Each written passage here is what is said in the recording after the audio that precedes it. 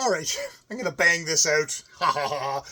This review of Bll Mn Rsng by Ruby Dixon, who is the secret pen name of I'm assuming, American romance writer of kind of genre romance, mostly definitely science fiction, shifter, grumpy bikers, and fantasy in this book. I came on this from the Reading Smut podcast, where I listened to the two co-hosts there have a really kind of interesting discussion about this book, where a human woman gets into a kind of an arranged marriage with a minotaur. And there is interesting sexual activities and stuff like that. And I thought, hey, I need to talk about this, but I'm not going to share this with anyone because no one's going to want to hear some 50-year-old dude opine on this book. I enjoyed this book. I enjoyed this fantasy book. The main character, Lady Aspith, is a 30-year-old woman who has fled her father's hold. This is kind of the nobles in this world, based on kind of old families who've held on to magical artifacts from a past civilization.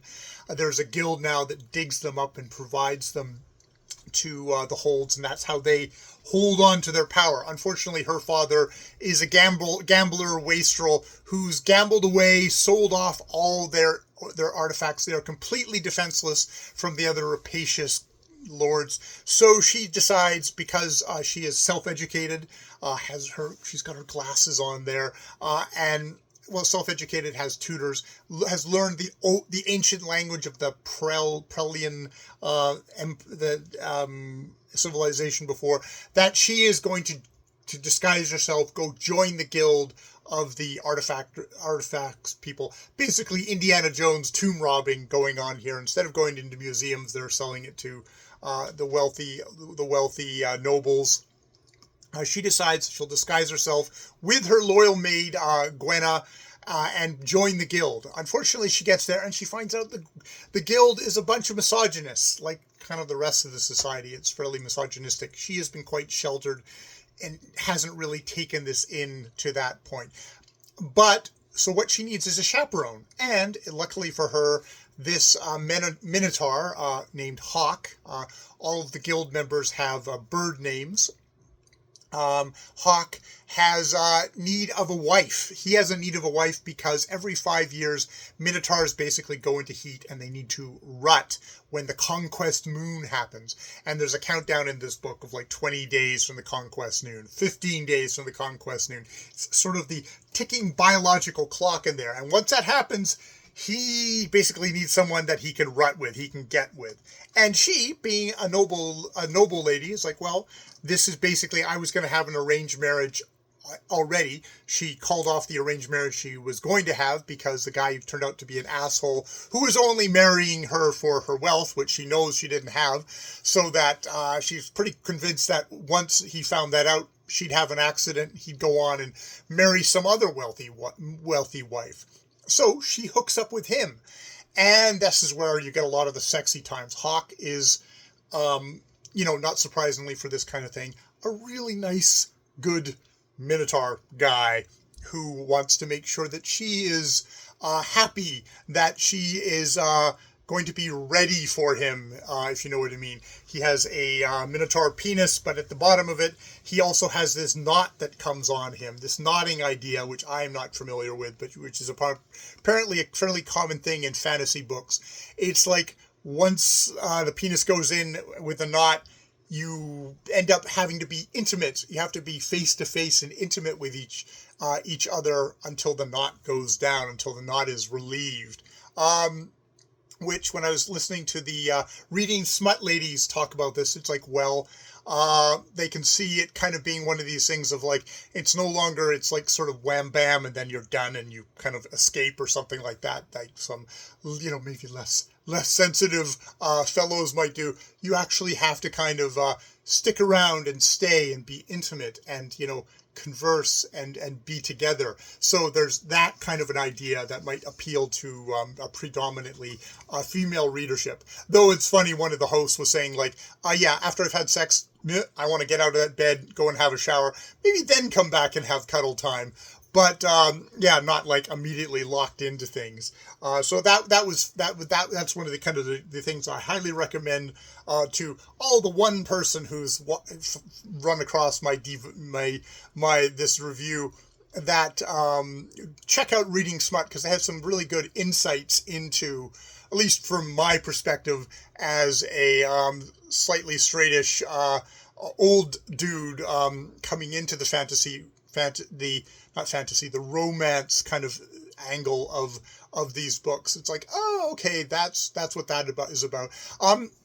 This book is actually kind of pretty good with building up the stuff other than the sexy times. There's lots of sexy times in here, but this book is good at actually kind of getting into kind of the intricacies of the kind of the guild, of the friendships, of the, because no one wants to no one wants to have women on their team. They end up with a concentrated team of, I think it's four women and a Slitherskin, a guy from a male, but a male Slitherskin who doesn't actually speak at all. He only speaks in gestures and touch from other Slitherskins.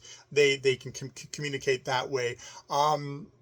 So they get actually a really good bond going that way, as well as they've got Hawk trying to train them, and there's the woman, the very rare woman who is a guild master, who is theoretically taking them on.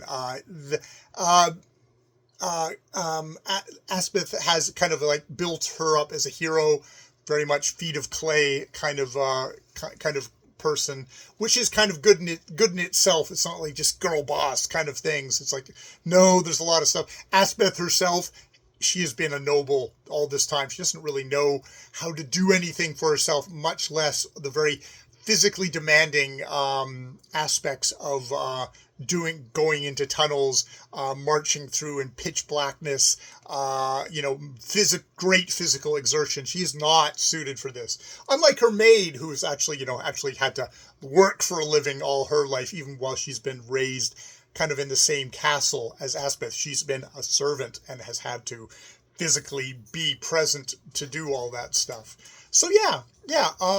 I enjoyed this book. It's kind of interesting in how it handles the kind of like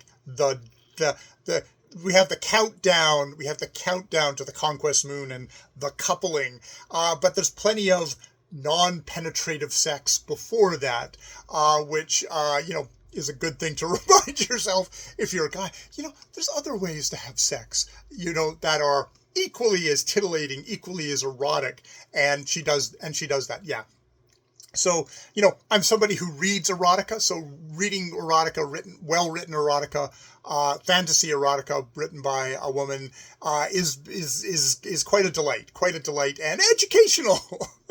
Even though I don't think Nodding Nodding only has its kind of educational things, and like, hey guys, or partners in general, not just guys, stick around afterwards and make sure you do the intimacy aftercare that happens there. That is equally a part of the erotica, as well as the stuff that happens before, and the before care, and then the aftercare. It's all good. It's all fun. It's all just lovely. And in this book you get it in a fantasy thing. Ruby Dixon has written a ton of books. A ton. This is the fantasy thing. We're going like 50 plus probably books, and so I've got a lot to go back through her back catalog and read. There's a science fiction series that kind of comes before this one, the Planet Barbarians or something like that, and I've downloaded the one of that because I just something light. This book I read, my back went completely out, and I haven't been able to sit down for a long period. I've had to walk around, so I've just kind of read this while walking around, and it was really good for that. So, nice, light, fun, but with sexy times. Yes. All right. I'm going to leave it there. More videos later.